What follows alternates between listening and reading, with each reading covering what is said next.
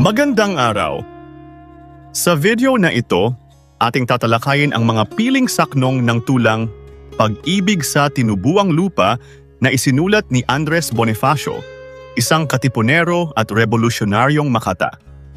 Ang tulang ito ay unang nalathala sa pahayagang kalayaan noong 1896 at nagsilbing pagpahayag ng kanyang himutok, pagmamahal sa bayan at hangaring lumaya mula sa pananakop. Samantala, sa videong ito, ibibigay natin ang kahulugan ng bawat saknong na ating babasahin, tatalakayin ang talasalitaan, at sasagutin ang mga mahahalagang tanong sa tulang ito. Kung handa ka na, simulan na natin ang ating aralin.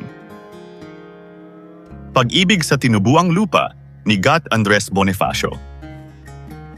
Unang saknong.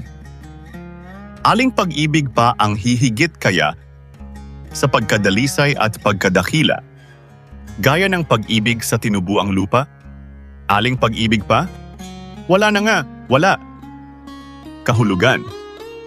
Ipinapahayag sa saknong na ito na walang pag-ibig na hihigit sa pag-ibig sa tinubuang lupa. Itinuturing ng Makata na ang pagmamahal sa bayan ang pinakadalisay at pinakadakilang uri ng pag-ibig. Sa pamamagitan ng mga tanong, binibigyang diin niya na wala ng ibang pag-ibig na maihahambing rito. Ipinapakita nito ang matibay na paniniwala sa kahalagahan ng bayan. Ikalawang saknong. Pagpuri ng lubos ang palaging hangad sa bayan ng taong may dangal na ingat. Umawit, tumula, kumathat sumulat. Kalakhan din niya'y isinisiwalat. Kahulugan.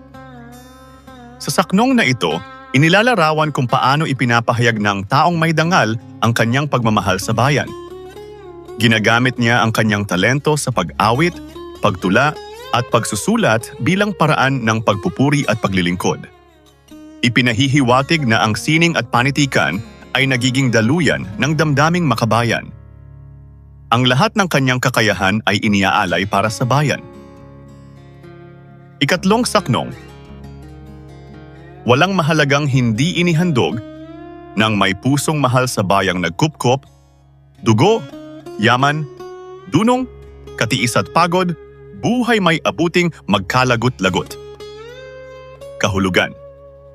Ipinakikita sa saknong na ito ang sakripisyong handang ialay ng isang tunay na nagmamahal sa bayan.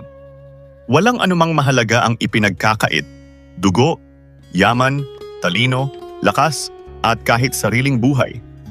Ipinapakita rito na ang pagmamahal sa bayan ay hindi lamang salita kundi nasusukat sa gawa at sakripisyo.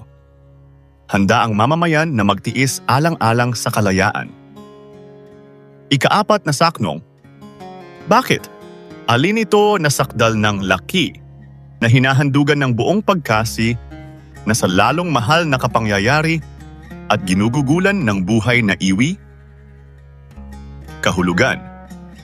Sa bahaging ito, nagtatanong ang Makata kung ano ang dahilan ng sukdulang sakripisyong ito. Ipinahihiwatig niya na may isang bagay na napakahalaga at higit sa pansariling kapakanan. Ito ang dahilan kung bakit iniaalay ang buong damdamin at maging ang buhay. Pinapalalim ng saknong ang pag-unawa sa tunay na halaga ng bayan. Ikalimang saknong. Ito'y ang inang bayang tinubuan, siya'y inang tangi na kinamulatan ng kawili-wiling liwanag ng araw, nagbibigay init sa buong katawan. Kahulugan. Ipinakikilala sa huling saknong ang tinutukoy na dahilan, ang inang bayan. Inilarawan ang bayan bilang isang ina na nagluwal, nag-aruga at nagbigay buhay sa kanyang mga anak. Ang liwanag at init ng araw ay sumisimbolo sa buhay, pag-aaruga at pag-asa na ibinibigay ng bayan. Dahil dito, nararapat lamang na mahalin at ipagtanggol ang inang bayan. Dumako naman tayo sa talasalitaan. Tinubuang lupa, bayang sinilangan, sariling bansa. Dalisay, malinis na damdamin o layunin. Dakila, mataas ang dangal at halaga. Himutok, malalim na daing o saloobin.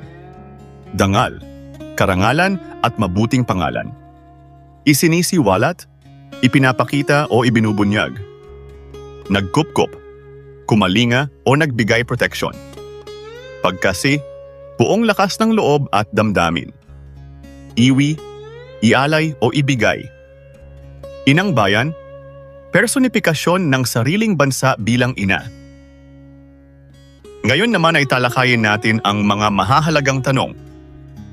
Ano ang tema o paksa ng tula? Ang tema ng tula ay pagmamahal sa tinubuang lupa at ang sakripisyong handang ialay ng isang mamamayan para sa kanyang bayan. Ano ang layunin ng tula? Layunin ng tula na gisingin ang damdaming makabayan ng mga Pilipino at hikayatin silang mahalin, ipaglaban, at ipagtanggol ang inang bayan kahit pamangailangan ito ng sakripisyo. Ano ang mensahe ng tula sa mga mambabasa? Ipinapaalala ng tula na walang pag-ibig na hihigit sa pag-ibig sa bayan. At ang tunay na pagmamahal dito ay nasusukat sa kahandaang mag-alay ng yaman, talino, lakas, at maging ng sariling buhay para sa kalayaan. At dyan, nagtatapos ang ating aralin tungkol sa Pag-ibig sa Tinubuang Lupa ni Andres Bonifacio. Kung nakatulong sa iyo ang video na ito, huwag kalimutang i-like, mag-subscribe at i-click ang notification bell para lagi kang updated sa mga susunod nating aralin. Hanggang sa muli, maraming salamat sa inyong panonood.